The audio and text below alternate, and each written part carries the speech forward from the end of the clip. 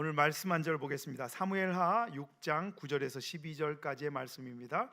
사무엘하 6장 9절에서 12절까지의 말씀 다 같이 한 목소리로 봉독하시겠습니다. 다윗이 그날에 야훼를 두려워하여 이르되 야훼의 궤가 어찌 내게로 오리요 하고 다윗이 야훼의 궤를 옮겨 다윗성 자기에게로 메어가기를 즐겨하지 아니하고 가드 사람 오벳 에돔의 집으로 메어 간지라. 야훼의 궤가 가드 사람 오벳 에돔의 집에 석 달을 있었는데 야훼께서 오벳 에돔과 그의 온 집에 복을 주시니라. 어떤 사람이 다윗 왕에게 아뢰어 이르되 야훼께서 하나님의 궤로 말미암아 오벳 에돔의 집과 그의 모든 소유에 복을 주셨다 한지라. 다윗이 가서 하나님의 궤를 기쁨으로 메고 오벳 에돔의 집에서 다윗 성으로 올라갈세. 아멘. 오늘 여러분들에게 특별히 말씀을 전해주실 분은 미국 수완이 순복음교회 담임 목사님으로 재직 중이신 정용훈 선교사님이십니다. 이제 선교사님이 먼 곳까지 오셨는데 큰 박수로 환영하며 선교사님 모시겠습니다. 할렐루야!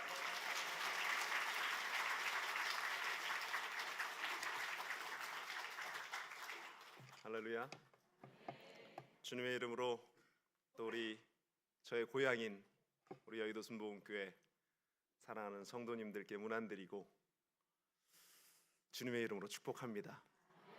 우리 옆에 분들하고 다시 한번 인사 나누며 축복할까요? 주님이 당신을 너무나 사랑하십니다.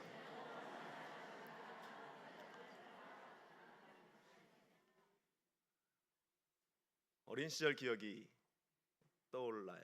제가 어린 시절 꼬맹이 때부터 제가 여의도 순복음교회를 1980년, 79년, 80년 이때부터 부모님 손을 잡고 출석을 했던 것이 기억이 납니다. 그때는 이 대성전 앞마당에 기념관이라는 그런, 기억하시는 분이 계실지 모르겠지만 건물이 있었고 꼬맹이 시절에 그 지하에서 예배를 드렸던 기억이 나요. 거기를 열심히 뛰어다니면서 활개치면서 달려다녔던, 그리고 어린 시절에 이 대성전 이렇게 내려오는 그 계단이 없는 이렇게 내려오는 그 길에서 쌀을 옮기는 그 구루마라 그러죠. 그 밀대를 타고 신나게 돌다가 우리 또 교회를 지키시는 우리 관리 집사님들한테 혼나서 또 도망다녔던 그런 기억도 떠오르고, 또 우리 찬양대 너무나 아름다운 찬양을 하나님께 올려드렸는데 정말로 저도 어린 시절부터 하나님께서 그 조금 달란트를 주셔서 그 시절엔 성가대라고 불렀죠. 어린 시절부터 성가대를 CA 중등부, 고등부 성가대를 거치면서 열심히 봉사하고 또 충성했던 그러한 기억들, 또 하나님께서 주의 종으로 부르셔서 또 여의도 순복음교회에서 10년을 사역하고 하나님께서 은혜 주셔서 미국이란 땅으로 가게 하셔서 또 사역을 감당하게 하신 그 시간들, 이렇게 오늘 찬양하는 그 뒤에서 여의도 순복음교회에서 제가 거쳐왔던 그 과정들을 이렇게 하나님이 떠올려 주셨는데요. 참 은혜의 시간이었고, 우리의 고향이, 제가 자라왔던 이곳이 얼마나 축복된 현장이고 은혜의 현장인가. 그리고 제가 지금 멀리 미국 애틀란타라는 곳에서 사역을 하고 있는데 이 고향을 지키면서 예배를 하나님께 풍성한 찬양과 은혜의 찬양을 올려드리는 여러분들의 지금 이 자리가 얼마나 소중하고 축복된 자리인가, 복된 자리인가, 여러분들 느끼십니까? 그런 것들이 혹여나 조금 나한테는 은혜가 조금 없는 것 같아 라고 여겨지시는 분들이 있다면 애틀란타에 한번 오십시오. 우리 고향이 얼마나 좋은가, 이곳이 얼마나 은혜의 자리인가, 여러분들 이민교회를 한번 경험해 보시면 더 느낄 수 있지 않을까. 오늘 말씀의 제목은 흔들리지 않는 믿음이라는 타이틀입니다. 말씀의 제목을 따라해 볼까요? 흔들리지 않는 믿음. 다시 합니다. 흔들리지 않는 믿음. 반응이 좋아서, 호응이 좋아서 참 좋습니다. 감사합니다. 오늘 본문의 배경은 법궤를 예루살렘으로 옮겨가는 그러한 현장 가운데 있었던 사건입니다. 다윗이, 여러분들이 너무나 잘 아는 대로 다윗이 방치되었던 그 하나님의 법궤를 예루살렘으로, 너무나 안타까운 심정 가운데 왜 법궤가 이 예루살렘, 내가 구하는 이 다윗성, 하나님이 원하시는 이 예루살렘에 있지 않고 여전히 저 변방에 간신히 블레셋으로부터 찾아온 그 법궤를 왜 저 변방에 방치하고 있는가? 빨리 예루살렘으로, 이곳에 옮기고 그리고 나서 멋진 하나님의 성전을 지어서 봉헌하고 싶다, 이런 간절한 마음이 다윗 가운데에 있었다라는 것이죠. 그런데 야심차게 법궤 이전 프로젝트를 준비했고 모두가 이것이 너무나 합당한, 여러분들도 이 일에 대해서 어느 한 사람도 이건 하나님이 원하시는 일이 아니야 라고 할 만한 분이 없을 정도로 너무나 합당하고 고개를 끄덕거리게 만드는 미션이었다라는 것이죠.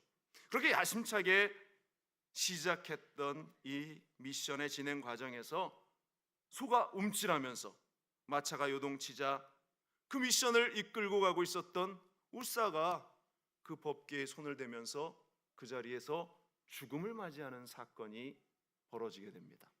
바로 이것이 오늘 본문의 배경이 되는 그러한 사건, 사고인데, 이 사건을 본 다윗은 지금 이 거룩하게 야심차게 시작했던 이 미션에 대해서 두려운 마음을 가지기 시작했다라는 것입니다.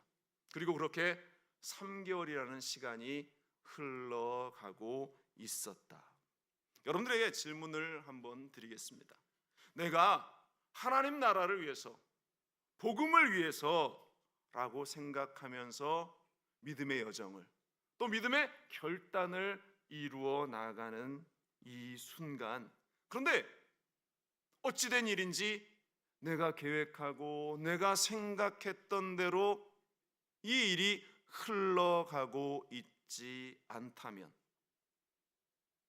여러분들의 믿음의 상황은 어떨 것 같습니까? 내 믿음이 흔들리지 않을까? 내가 지금 제대로 가고 있는가? 라는 그러한 갈등 가운데에 내가 놓이지 않을까? 결론을 먼저 말씀드리면 어떠한 상황이 있어도 우리의 믿음은 흔들리지 않아야 한다라는 것입니다. 어떠한 상황이 펼쳐진다 할지라도 하나님을 의지하면서 흔들리지 않아야 하는데, 아멘? 이 자리에 있는 여러분들은 다윗보다 훨씬 믿음이 좋은 사람들입니다. 왜? 우리 여의도 순복음교회 성도들이기 때문에. 믿음 좋은 여러분들. 그런데 오늘 본문의 주인공 다윗은 마음이 흔들렸다라는 것입니다. 다시 말씀으로 들어가서요, 먼저 첫 번째 오늘 본문을 통해서 우리가 보게 되는 것은 하나의 그 사건 앞에서 믿음이 흔들리고 있는 다윗의 모습을 우리는 발견하게 된다라는 것입니다. 법궤 이동의 총 미션을 맡은 책임자였던 우사라는 사람이 죽는 이 사건을 바라보면서 다윗은 어떤 감정 가운데에 놓였을까? 하나님을 향해서 서운한 마음이 들지 않았겠습니까?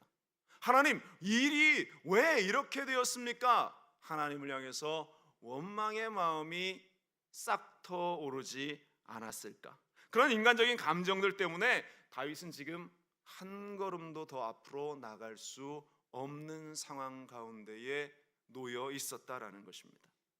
말씀드린 대로 블레셋에 빼앗겼던 이 법궤를 간신히 이스라엘이 찾아왔는데 그것이 방치되어 있었는데, 다윗에게 하나님이 마음을 주셔서 그 사랑의 마음을 가지고 그것을 옮기는 과정 속에서 예상하지 못한 사건이 발생되었다. 사무엘하 6장 6절로 7절에 보면 그들이 나곤의 타작마당에 이르러서는 소들이 띠므로 우사가 손을 들어 하나님의 궤를 붙들었더니 야훼 하나님이 우사가 잘못함으로 말미암아 진노하사 그를 그곳에서 치시니 그가 거기 하나님의 궤 곁에서 죽으니라, 이렇게 말하고 있습니다.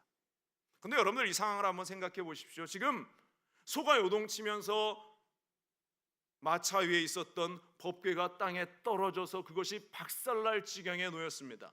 그것을 손을 대어서 떨어지는 것을 막은 이 웃사를 보면서 여러분들 칭찬해야 합당한 것 아니겠어요? 그런데 그것을 막았다.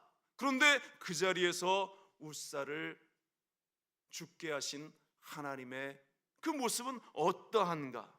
우리는 이 상황 앞에서 역시 혼돈과 혼란스러운 생각을 가질 수 있다라는 것입니다. 100분 이해한다 하더라도 하나님이 굳이 웃사를 여기서 죽이실 이유가 어디에 있었을까? 이렇게 우리는 생각할 수 있습니다. 선교의 현장 가운데에서도 마찬가지예요. 선교사님들의 여정이 참 하나님이 기뻐하실 만한 그러한 일들입니다. 말씀드린 대로 저도 고향을 떠나서 낯선 땅에서 사역을 시작한 지 올해로 횟수로 9년 차입니다. 만 8년이 지났고 9년 차 살아가고 있는데 세월이 참 빨라요. 제가 40대 중반에 선교를 떠나서 이제 50대 중반을 향해서 가고 있는 이 시점, 제 선교의 첫 사역지, 선교국을 통해서 우리 영호 목사님 통해서 명령받아서 선교를 떠난 첫 사역지는 우리 유 목사님이 소개해준 애틀란타가 아니라 저는 시카고, 미국의 중부에 있는 시카고, 그 가운데에서도 가장 북쪽 위스콘신주와 시카고의 그 경계에 있는 그 외곽 지역에서 첫 사역을 시작하게 되었습니다. 시카고 중심부로부터 한 2시간 가량, 1시간 반 가량 떨어져 있는 그곳이었어요. 그곳이 기도원이라고 지칭되어지는 그러한 곳이었습니다. 그곳에 제가 원장 겸 담임 목사라는 타이틀로 첫 사역을 시작하게 되었는데요. 그 사역의 제 첫 미션은 뭐였냐면 선교사로 파송받고 명령받아서 그 낯선 땅에 야심차게 발을 디디고 딱 도착했을 때의 제 첫 사역은 잔디 깎는 일이었습니다. 다른 일이 아니라 그 넓은 기도원 대지가 한 12만 평 정도 됐어요. 엄청나죠?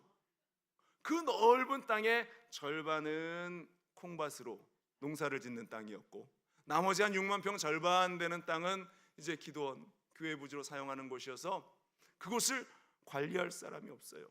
그래서 제 첫 사역은 큰 잔디 깎는 기계를 타고 잔디를 깎는 일이었습니다. 그리고 겨울이 되면 시카고가 눈이 많이 와요. 눈을 쓰는 일이 또 겨울의 사역이었습니다.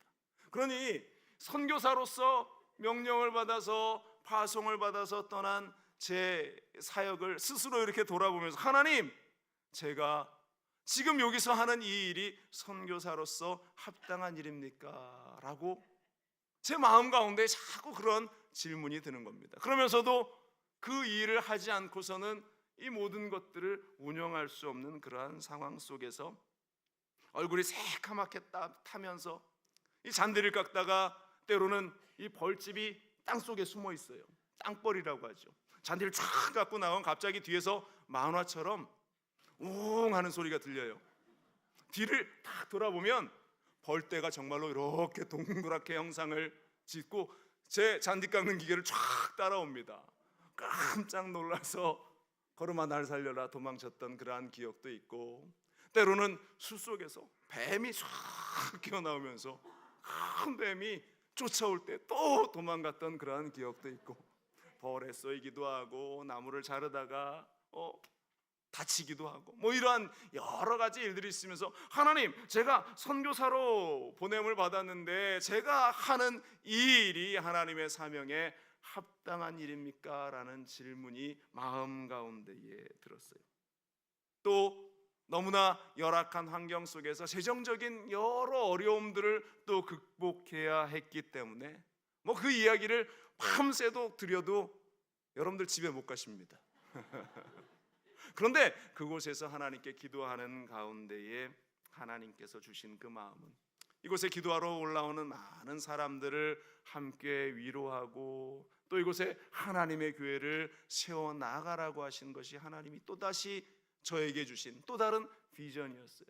그래서 아내와 더불어 손잡고 그곳에 기도하는 가운데 하나님께서 조금씩 그곳에 안정을 허락해 주시면서 그렇게 2년의 시간이 흘렀습니다.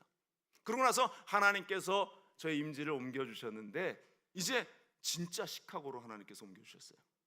그 전까지는 이제 시카고와 위스콘신의 그 경계, 엄밀히 따지면 주는 위스콘신이라는 주였는데 통칭적으로 시카고라고 불려졌다면 이제는 진짜 시카고에 있는 교회로 하나님께서 보내주신 겁니다.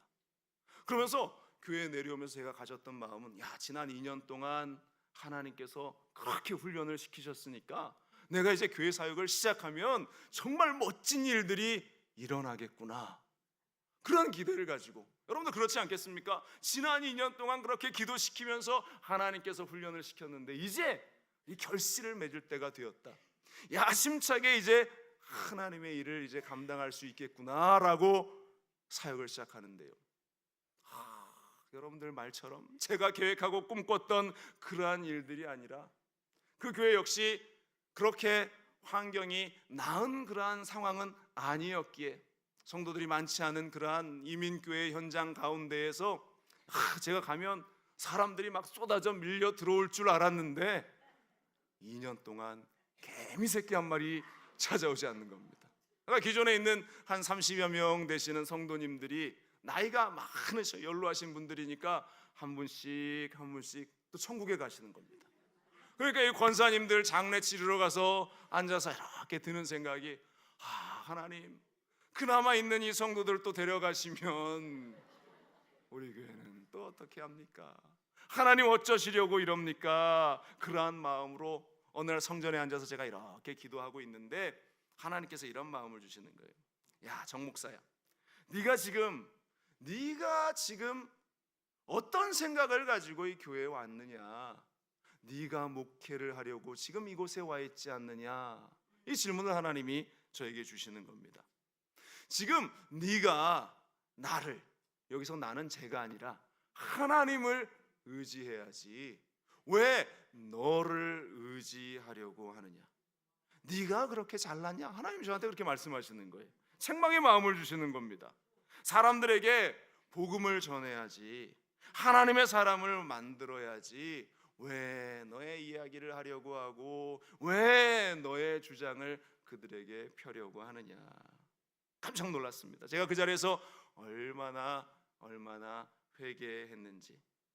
사랑하는 여러분들, 아무리 하나님이 기뻐하실 만한 그러한 선교의 사역, 다윗이 한 것처럼 누가 봐도 이렇게 법궤를 옮기는 이 일은 합당한 일이었을지라도 내 힘으로 하면 그것은 100% 부서지고 깨지는 일이 될 것이다 라는 것입니다.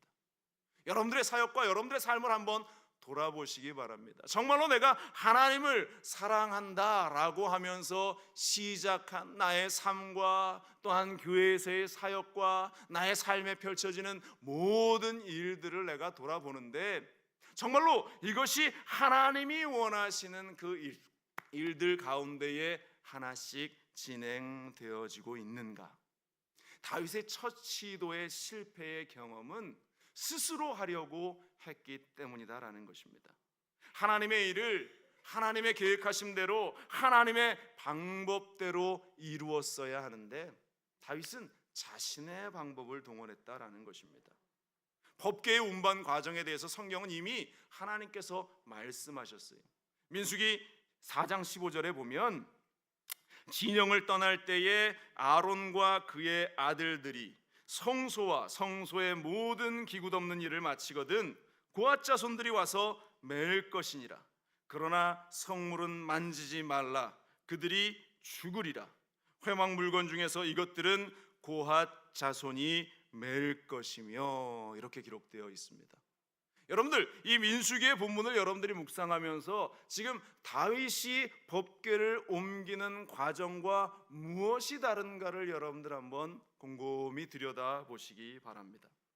오늘 성경을 보니까 이것은 레위 자손들 가운데에 그 고앗 자손들이 손을 대서도 안 되고 그것을 메고 가라고 하나님께서는 그 방법까지 이미 세세하게 말씀해 주셨다. 그리고 그것에 대해서 하나님이 분명하게 말씀하신 것은 성물을 만지지 말라고 말씀하십니다. 그러면서 그들이 죽을 것이다 라고 말씀하고 있습니다. 이미 명확하게 하나님께서 말씀하셨는데 다윗은 지금 어떻게 운반하고 있느냐? 사무엘하 6장 3절에 그들이 하나님의 궤를 새 수레에 싣고 산에 있는 아비나답의 집에서 나오는데 아비나답의 아들 우사와 아요가 그 새 수레를 모니라, 이렇게 기록하고 있습니다. 지금 아비나답의 아들 우사와 아요, 이들은 제사장도 레위인도 아니었습니다. 그리고 하나님께서 레위 자손을 통해서 구앗 자손들을 통해서 그 궤를 메고 나오라고 말씀하셨는데 그들은 수레에 싣고 이 일을 이루어 가고 있었다. 여러분들, 하나님의 방법과 명확하게 다른 사람의 방법이 등장하고 있음을 우리는 발견하고 있습니다. 하나님의 말씀과 하나님의 뜻대로 이루어지지 않는 그 일들의 결과는 아무리 그 의도가 또한 아무리 그것이 선해 보이는 일이라 할지라도 그것은 하나님이 원하시는 일이 아니다라는 사실. 그렇기 때문에 하나님이 원하시는 방법, 하나님의 뜻으로 이루어져 가는 것이 바로 우리의 삶의 핵심으로 하나님께 나아가야 하는 우리의 모습이라는 사실을 오늘 이 밤에 우리는 기억해야 할 줄로 믿습니다.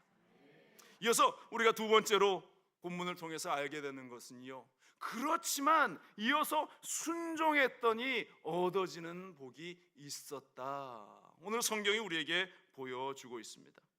도저히 다윗은 그 마음이 녹아내려서 이 법궤를 다윗성으로 예루살렘으로 옮겨올 수 없는 상황 가운데까지 그 마음이 무너져 내립니다. 그러면서 하나님의 궤를 누구의 집에? 오벳에돔의 집에 방치하듯 맡기고 있는 모습. 11절 상반절에 야훼 궤가 가드 사람 오벳에돔의 집에 석 달이 있었다. 석 달 동안 있었다. 이렇게 말하고 있습니다. 왕의 명령이었습니다. 이 가드 사람이라고 표현하는 이 이방 사람 오벳에돔은 또 무슨 죄가 있겠어요? 자신의 눈앞에서 사람이 죽는, 이 법궤 때문에 사람이 죽는 광경을 지금 오벳에돔도 봤습니다.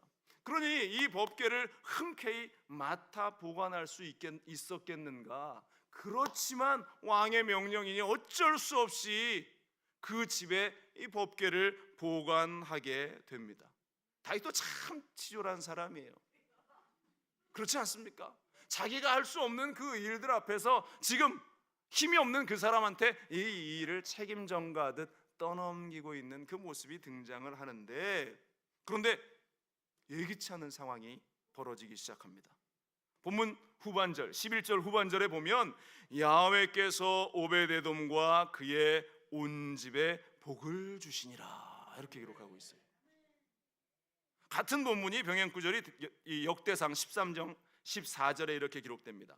하나님의 궤가 오벳에돔의 집에서 그의 가족과 함께 석 달 있으니라. 야훼께서 오벳에돔의 집과 그의 모든 소유에 복을 내리셨더라, 기록하고 있어요. 정말로 자신의 의도와는 상관없는 억지로 지금 맡아 이 법궤를 보관하는 오벳에돔의 집에 하나님의 복이 임했다. 1세기의 역사학자 요세푸스는 이 사건을 이렇게 증언합니다. 오벳에돔은 본래 아주 가난한 사람이었다. 그런데 법궤를 맡아 보관하던 석 달 만에 온 동네가 부러워하는 큰 부자가 되었다. 요세푸스라고 하는 역사학자가 이렇게 그 사건을 기록하고 있다. 여러분들, 하나님의 일을 감당하다 보면요, 특히 선교의 현장 가운데 있다 보면 정말 하기 싫고 어려운 일들이 주어질 때가 있습니다. 정말 이 일을 내가 감당해야 하는가? 그리고 도저히 감당하지 못할 것처럼 여겨지는 그 일들도 감당해야 하는 그러한 상황도 벌어집니다. 제가 앞서 말씀드린 대로 교회 사역을 위해서 이제 내려와서 5년의 시간이 지났어요. 하나님께서 깨미 새끼 한 마리 오지 않던 2년의 시간이 넘어서니까, 그러면서 하나님한테 회개하며 하나님 뜻대로 내어 맡깁니다 하니까 그때부터 하나님께서 교회에 은혜를 주시는 거예요. 성도들이 함께하고 새소동들이 찾아오고 또한 교회 재정도 하나님께서 날마다 채워주시면서 이제 성도들이 늘어나기 시작하니까 우리가 성전을 좀 지어야 하겠다, 이런 비전을, 친교실이 비좁아지기 시작해서 우리가 이 기존에 있던 곳을 친교실로 사용하고 성전을 조금, 크진 않지만 조금 확장해서 짓자. 온 성도들이 한 마음이 되어서 열심히 그 일을 준비했습니다. 그리고 나서 이제 시카고는 겨울이 기니까 이제 모든 것을 설계를 하고 준비를 하고 내년 봄이 되었을 때 우리가 스탠바이, 건축을 탁 시작해서 연말이 되기 전에, 눈이 오기 전에 이 일을 끝마치자라고 준비를 다 해놓고 이제 기다리고 있는데 갑자기 선교국에서 전화가 온 겁니다. 뭐라고 왔냐? 정 목사님, 시카고의 사역을 빨리 정리하시고 애틀란타로 가십시오. 명령이 떨어진 겁니다. 얼마나 고민이 됐겠습니까? 제가 이제 좀 해볼 만한데, 이제 열매가 맺어지고 결실을 거둘 만한데 또다시 그 사역지를 옮기라는 이 명령 앞에서 인간의 감정은, 하나님, 요 일만 제가 끝마치고 내년 봄에 건축해서 주님께 봉헌을 하고 내가 가면 하나님도 기쁘시고 저도 기쁘고 우리 성도님들도 기쁘고 모두가 좋지 않겠습니까? 라고 하는 그 마음이 올라오는데, 또 한편으로는 하나님의 말씀에 순종해야지 무슨 소리야? 라는 그러한 마음이 기도 가운데에 들기 시작하는 거예요. 온 성도들에게 이 말씀을 전했더니 성도들도 멘붕에 빠진, 목사님 그냥 본교회에 연락하셔서 한 해만 있다가 이것이 끝난 다음에 목사님 임지 이동을 하셔도 늦지 않습니다. 그렇게 연락하십시오. 저한테 성도들이 이야기하는데 제가 기도하겠습니다. 아무리 기도해도 하나님의 뜻은 순종하는 데 있었어요. 그래서 아내와 더불어서 밴 하나에 짐을 또 때려 싣고 명령을 받자마자 한 달 만에 짐을 다 정리하고 교회를 옮기기 위해서 애틀란타로 시카고에서 애틀란타로 14시간을 또 운전해서 또 내려갔어요. 하나님, 너무나 아쉽고 너무나 서운한 마음도 있지만 그때 우리 이영호 목사님 얼굴이 떠올랐어요. 늘 순종했던, 조영기 목사님의 명령에 늘 순종하셨던 이영호 목사님의 그 모습, 그래 나도 그분의 제자인데 순종해야지 그러면서 순종의 길을 내디뎌서 지금 1년 7개월쯤 지나고 있어요. 그러니까 제가 애틀란타에서 사역은 얼마 되지 않았습니다. 총 미국에서 한 9년가량의 사역 가운데에 이제 1년 7개월 정도를 애틀란타에서 사역을 하고 있는데, 정말 이렇게 순종했는데 하나님께서 많은 은혜를 또 애틀란타에 있는 스와니 순복음교회에 허락해 주셨습니다. 얼마나 감사한지, 이 시카고에서 제가 5년 동안 정말로 발버둥 치면서 이루어갔던 그러한 과정이 놀랍게, 제가 애틀란타 스와니 순복음교회로 내려와서 사역을 하는데 이 1년 반 이 기간 안에 그 5년 동안 했던 그러한 결실들이 막 여기서 이루어지는 모습을 제가 지금 경험하고 있어요. 할렐루야, 하나님께 영광의 박수 올려드립니다. 순종했더니 그곳에서 하나님이 복을 주시더라. 여러분들, 우리의 눈앞에 펼쳐지는 순종하기 어려운 사건들이 너무나 많아요. 정말로 인간의 생각으로는 도저히 이것은 합리적이지 않아, 이것은 이해할 수 없는 그러한 일들이야 라고 하는 일들이 솔직히 우리 앞에 주어질 때가 많이 있다라는 것입니다. 여러분들, 그러나 그때에 순종하는 여러분들, 우리가 그때의 믿음으로 결단하면서 순종했을 때 여러분들, 하나님이 얼마나 큰 은혜를 여러분들에게 허락하시는가, 우리 교회 위에 허락하시는가, 우리 믿음의 공동체 위에 허락하시는가, 우리의 가정 가운데에 허락하시는가. 여러분들, 상상하지 못할 하나님의 복이 여러분들 순종하는 자들의 걸음 가운데 임하게 될 줄로 믿습니다. 오베데돔의 가정에 어떠한 복을 하나님께서 주셨냐면 역대상 26장 8절에 보면 이는 다 오베데돔의 자손이라. 그들과 그의 아들들과 그의 형제들은 다 능력이 있어 그 직무를 잘하는 자니 오벳에돔에게서 난 자가 62명이요 이렇게 말합니다.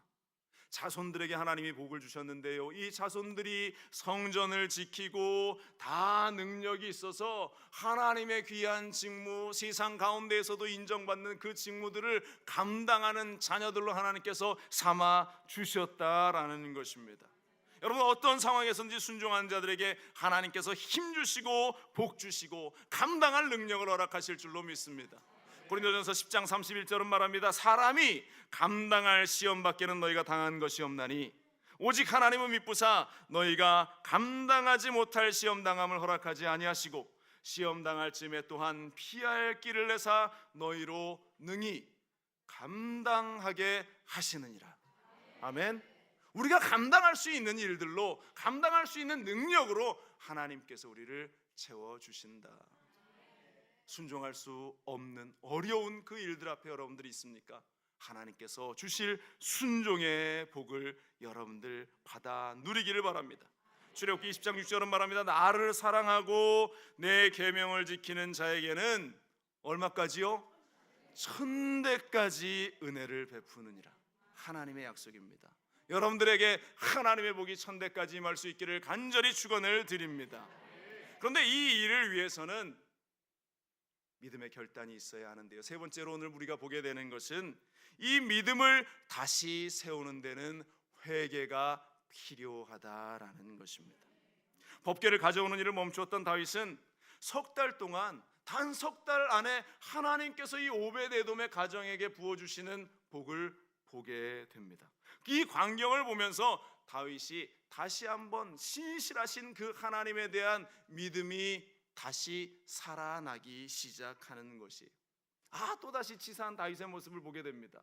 자신이 두려워서 내던졌던 그 일들이 이 오벳에돔이 복받는 장면을 보면서 이대로 두어서는 안 되겠구나, 다시 나에게로 가져와야 되겠다. 여러분들, 거룩한 욕심이 우리 가운데 있어야 하는 것이죠. 12절입니다. 어떤 사람이 다윗 왕에게 아뢰어 이르되 야훼께서 하나님에게로 말미암아 오벳에돔의 집과 그의 모든 소유의 복을 주셨다 한지라. 다윗이 가서 하나님에게를 기쁨으로 메고 오벳에돔의 집에서 다윗성으로 올라갈세 기록하고 있어요. 바뀌어진 것이 있습니다. 다윗이 가서 하나님에게를 기쁨으로 메고 왔다라고 표현하고 있습니다. 그전에는 하나님이 원하시지 않는 방법으로 수레를 썼지만 이제는 제사장들을 동원해서 제대로 된 모습으로 궤를 메고 올라오는 다윗의 모습. 사무엘하 6장 13절 이하입니다.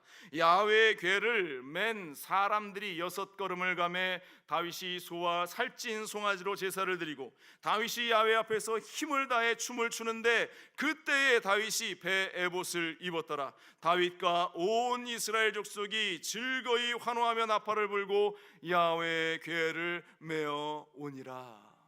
아멘. 자신의 실수와 자신의 잘못을 하나님께 회개하면서 이제는 다시 그 실수를 반복하지 않겠습니다. 내가 다시는 이 잘못된 방법을 택하지 않고 하나님의 방법대로 내가 이 일을 이루어 가겠습니다. 아멘. 여러분들, 우리가 이러한 믿음의 결단으로 회개하며 하나님 앞에 나아가야 하는 것입니다. 그런데 사람은 참 어리석은 것이요, 뭔가 조금 잘 되면 그 마음 가운데 자꾸만 교만이 올라와요. 잘 되는 모습을 보면서 그래, 내가 능력이 많아서, 내가 인덕이 많아서, 내가 뭔가 있어서 우리의 공동체가 잘 되는 거지, 내 가정이 잘 되는 거지, 내 사업장이 잘 되는 것이지. 솔직히 말씀드리면 저도 그런 마음이 있었어요. 이 애틀란타가 아니라 시카고에서 말씀드린 대로 하나님께서 은혜를 주시는데요, 성도님들이, 새가족들이 막 들어오고 교회 재정도 막 들어오면서 그 마음 가운데에 생기는 것이 그래, 이 정도 되는 목사에게는 그래도 하나님께서 이 정도 복을 주시는 것이지, 이런 마음이. 들었던 것 같아요. 지금 이렇게 되돌아보면. 그런데 어느 날이었습니다. 금요 성령대회 금요 기도회를 마치고 밤 한 10시경 9시 반에서 10시 사이쯤 됐었던 것 같아요. 제가 보통은 저희 교회 어카운트를 잘 열어보지는 않는데 이날따라 왠지 어카운트를 열어보고 싶은 마음이 들었습니다. 그래서 컴퓨터를 켜고 교회 은행 어카운트를 통장을 제가 확인해 본 겁니다. 왜냐하면 마음 가운데 통장의 잔고가 확 늘어나니까 너무나 흡족했던 거예요. 이날도 그게 좀 보고 싶었던 것 같습니다. 그래서 어카운트를 열었어요. 그런데요, 깜짝 놀랐습니다. 통장에 저희 교회 어카운트가 3개, 일반 행정 어카운트, 건축을 위해서 또 선교를 위해서 3개의 구자가 어카운트가 있었는데 어카운트에 돈이 하나도 500불 남겨놓고 어카운트 돈이 다 사라진 겁니다. 컴퓨터가 뭔가 오류가 생겼나 보다. 컴퓨터 전원을 끄고 다시 재부팅을 했어요. 로그인을 해서 다시 들어갔는데 여전히 통장 잔고에 남은 금액은 500불입니다. 깜짝 놀랐습니다. 재정 장로님을 막 불렀어요. 장로님 빨리 와 보십시오. 지금 장로님 아십니까? 지금 우리 은행 어카운트에 문제가 생겼습니다. 장로님도 와서 보더니 깜짝 놀랍니다. 목사님 지금 이게 어떻게 된 일입니까? 해커들이 우리 교회 돈을 다 빼갔나 봅니다. 실제로 돈에 500불 남고 아무것도 없는 겁니다. 깜짝 놀라고 말았어요. 그런데 그날이 금요일이었고 다음 날이 토요일입니다. 토요일은 은행 업무를 하지 않는 날입니다. 얼마나 애가 탔겠어요. 성도님들한테 지금 큰일이 났습니다. 우리가 함께 기도해야 합니다. 중보기도를 요청하고 밤새 제가 잠을 잘 잘 수 있었겠습니까? 못 자죠. 돈이 하나도 없어졌는데 마음에 막 이 불안이 엄습해 오기 시작하는데 근데 하나님께 기도할 수밖에 다른 방법이 없죠. 기도하는데 하나님 지금 어떻게 된 겁니까? 누가 우리 돈을 모두 훔쳐간 것 같습니다. 하나님께 기도하는데 하나님이 이상하게 저한테 하나님이 음성 주실 때는 책망하는 음성만 주세요. 잘했다 칭찬하시는 음성은 잘 안 주시고 야 이놈아 네가 교만했잖아 그러시는 거예요. 네가 교만했잖아. 돈 좀 생겼다고? 야 이걸 누가 줬는데? 하나님이 그런 마음을 주시는 겁니다. 그 밤에 또 제가 얼마나 회개를 했는지 모릅니다. 그러면서 하나님께서 마음에 평안함을 주시는 거예요. 괜찮다. 용기를 얻었습니다. 다음 날 아침 토요일 은행 업무를 안 하는 날입니다. 그렇지만 여기저기 막 전화해서 지점장과 여러 사람들에게 연락을 해서 좀 알아봐 달라. 목사님 주말에는 알 방법이 없어요. 월요일까지 기다리셔야 합니다. 어찌 하여서 그 모든 상황들을 넘기면서 월요일 아침이 되었습니다. 금요일 밤부터 월요일 아침까지 2박 3일 정말로 저에게는 끔찍한 그러한 2박 3일이 되었을 것 같으시죠? 그런데 아니었어요. 마음이 평안했어요. 하나님이 해결하시리라. 아멘. 월요일 아침이 됐습니다. 은행에 갔어요. 근데 미국은 참 재미있는 것이 돈을 다른 계좌로 이체를 해도 펜딩이라는 그 기간이 있어요. 돈을 우리 한국처럼 띡띡띡띡 계좌 눌러서 샌드 보내면 슝 날아가는 게 아니라 이 걸려 있는 시간이 있습니다. 보통 하루에서 한 이틀 길면 그 정도 시간이 걸리는데 주말이었지 않습니까? 그러니까 그 금요일 날 밤에 그 어카운트를 보지 않았으면 월요일 날 아침에 그것이 샥 빠져서 날아가는 것인데 주말에 그걸 확인하고 월요일 날 은행 문이 열자마자 딱 달려갔더니 이게 펜딩이 걸려 있는데 다른 계좌로 옮겨가는 그 과정 가운데에 있었던 거예요. 그것을 스탑 시켜서 다시 원래대로 돌려놨죠. 할렐루야. 하나님의 기적 같은 일을 우리에게 보여주셨어요. 아마 반나절만 늦었더라도 그 돈을 다시 돌려받지 못하고 건축을 위해서 준비했던 그 모든 것도 다 잃어버리고 말았을 것인데 하나님께서 지켜주셨어요. 그런데 중요한 것은 주의 종이 교만하니까 하나님께서 경고의 메시지를 바로 날리셔서 정신 차려라, 정신 차려라. 네가 하는 게 아니야, 네가 하는 게 아니야. 하나님의 방법대로, 하나님의 뜻대로, 하나님의 계획대로. 아멘. 애틀란타에 와서도 많은 하나님의 일들이 있는데 지금 이 사건은 제가 다 말씀드릴 수는 없고 나중에 오랜 시간이 지나서 여러분들에게 또 간증할 기회가 있으리라 제가 생각이 드는데요. 오늘 말씀을 드리고자 하는 가장 큰 핵심은 상황에 흔들리지 말라는 것입니다. 상황에 우리의 마음을 뺏겨서는 안 된다라는 것입니다. 다윗이 만약 흔들리지 않고 자신의 잘못을 알고 회개하고 즉각적으로 움직였으면 오벳에돔의 집에 이 하나님의 궤가 3개월 동안 또 방치되어 버릴 일도 없었을 것입니다. 더 빨리 하나님의 축복이 다윗에게, 이스라엘 백성들에게 임했을 것임을 저는 확신합니다. 물론 그 시간도 은혜의 시간이었겠지만 그렇지만 우리는 하나님의 선하시고 기뻐하시고 온전하신 뜻이 무엇인가? 로마서 12장의 말씀처럼 우리가 하나님의 뜻을 분별하면서 상황에 휘둘리는 그러한 믿음이 아니라 상황 때문에 우리가 마음이 쪼그라들고 상황 때문에 두려움 가운데 휩싸이는 그러한 믿음이 아니라 정말로 상황을 보지 않고 하나님을 보며 우리 주 예수 그리스도를 보면서 믿음 가운데에 전진하는 그리스도인들이 되어야 한다라는 사실. 여러분들 상황에 흔들리는 믿음을 가지고 있습니까? 또 어떤 분들은 상황 때문에 지금 불안과 염려 가운데에 놓여 있는 분들이 있습니까? 여러분들 오늘 우리는 기도해야 할 것입니다. 상황 때문에 내 믿음을 잃어버리지 않게 하여 주옵소서. 상황 때문에 내 상황을, 하나님을 바라보는 그 믿음을, 하나님이 주실 축복을 놓쳐버리는 어리석은 인생들이 되지 않게 하여 주시옵소서. 여러분들 남은 2024년 이제 6, 7, 8, 9, 10, 11, 12 아직도 많은 시간이 우리 가운데에 남아 있습니다. 여러분들 하나님의 선하시고 온전하신 뜻을 바라보면서 지금 어떠한 상황이 펼쳐진다 할지라도 하나님이 이루실 일들을 기대하며 승리의 길을 걸어나갈 수 있는 우리 여의도 순복음교회 수요 3부 예배에 참석하신 주의 백성들이 되시기를 주님의 이름으로 간절히 축원을 드립니다. 기도하겠습니다. 사랑과 은혜 많으신 하나님, 하나님의 뜻이 선하다는 사실을 우리가 잊지 않고 변치 않는 단단한 믿음을 가진 진짜 그리스도인들이 되게 하여 주옵소서.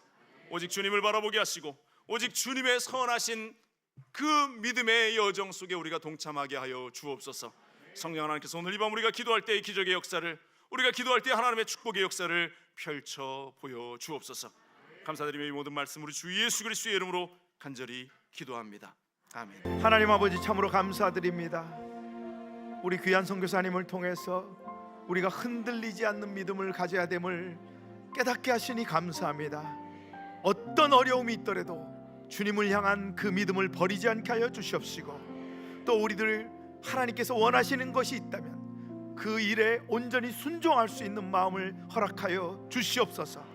또한 하나님 앞에 온전히 우리는 회개하며 다시 한번 굳건한 믿음으로 붙잡고 나아가길 원합니다. 다윗과 같은 믿음을 갖기를 원하오니 주님 역사하여 주시옵소서. 오늘 이 말씀을 듣고 우리 마음 가운데 결단하길 원하오니 주님 이 말씀이 우리 삶 가운데 온전히 살아있는 말씀으로 역사되는 놀라운 일들이 일어날 수 있도록 주님 축복하여 주시옵소서. 이 말씀에 감사하여서 하나님 앞에 귀한 예물 드리길 원합니다. 하나님 우리의 예물을 받아 주시옵시고 우리의 찬양을 받아 주시옵시고 우리의 기도를 받아 주시고 우리의 예배를 받아 주시옵소서. 온전히 주님 앞에 모든 영광 올려드리며 예수님의 이름으로 기도드렸사옵나이다. 마음에 소원이 있으신 분은 가슴에 손을 얹고요, 육신에 연약한 부분이 있으면 아픈 자리에 손을 얹으십시오. 지혜를 얻게 원하시는 분은 성령 충만함을 얻게 원하시는 머리에 손을 얹으십시오. 기도합니다. 하나님, 우리의 마음 가운데에 두려움이 있고 염려가 있고 또한 아픔이 있습니다. 하나님, 해결되지 않는 그러한 모든 마음의 어려움들이 있습니다. 이 모든 마음들은 사단이 주는 마음이며 모든 어둠의 그림자는 원수 마귀가 우리에게 가져다 주는 것입니다. 오늘 우리가 믿음으로 결단합니다. 나사렛 예수 그리스도 이름으로 명하노니 우리의 마음의 두려움과 염려와 걱정과 근심은 이 자리에서 떠나갈지어다. 모든 삶의 문제들은 떠나갈지어다. 직장의 문제, 사업장의 문제, 가정의 문제, 모든 인생들에 다가온 문제들, 특별히 자녀들로 인하여서 마음이 어렵고 힘든 모든 가정들에게 하나님의 회복과 은혜의 역사가 있게 하여 주옵소서. 하나님, 육신의 연약함이 있습니다. 머리부터 발끝까지 오장육부 구석구석 요소 마디마디마다 보혈의 피를 발라주시옵소서. 어지럼증은 떠나갈지어다. 눈이 아픈 증상도 치료함을 받을지어다. 목이 붓고 피가 나는 증상도 치료함을 받을지어다. 심장과 폐와 오장육부는 강건하게 될지어다. 육신의 모든 암세포는 떨어져 나갈지어다. 디스크도 나음을 받을지어다. 관절염도 나음을 받을지어다. 치매의 증상도 떠나갈지어다. 하나님, 주님이 흘리신 그 보혈로 말미암아서 우리가 강건하게 됨을 믿습니다. 아버지 하나님, 치료의 역사가 오늘 이 밤 우리 가운데에 임하게 하여 주옵소서. 하나님, 성령의 충만함을 주시옵소서. 아버지, 머리에 손을 얹어 싸우니 성령의 놀라운 역사가 기름 붓듯 우리 가운데에 쏟아져 부어지게 하여 주시고, 아버지 하나님의 지혜를 주셔서 이 땅을 살아갈 때에 하나님이 주신 지혜를 가지고 하나님의 방법과 하나님의 뜻을 이루어 나가는 그리스도인들 되게 하여 주시옵소서. 하나님, 귀한 힘을 주님께 드립니다. 기쁨으로 드립니다. 감사함으로 드립니다. 이 땅을 살면서 우리가 물질이 없어 아파하거나 시험 들지 않도록 재정의 복을 채워주시고 30배로 60배로 100배로 1000배 만배로 주님께서 채워주시옵소서. 아버지 하나님, 하나님의 나라가 이 땅 가운데 임하기를 소원하며 믿음으로 결단하는 주의 백성들 위해 놀라운 하나님의 은혜만 있게 하여 주옵소서. 지금은 우리 주 예수 그리스도의 무한하신 은혜와 아버지 하나님의 크고 넓으신 사랑과 보혜사 성령의 유통 충만하게 하시는 은혜의 역사가 믿음으로 결단하며 기도하며 나아가는 사랑하는 주의 백성들과 이들의 인생과 가정과 삶 가운데에 지금부터 영원토록 함께 있을지어다. 아멘.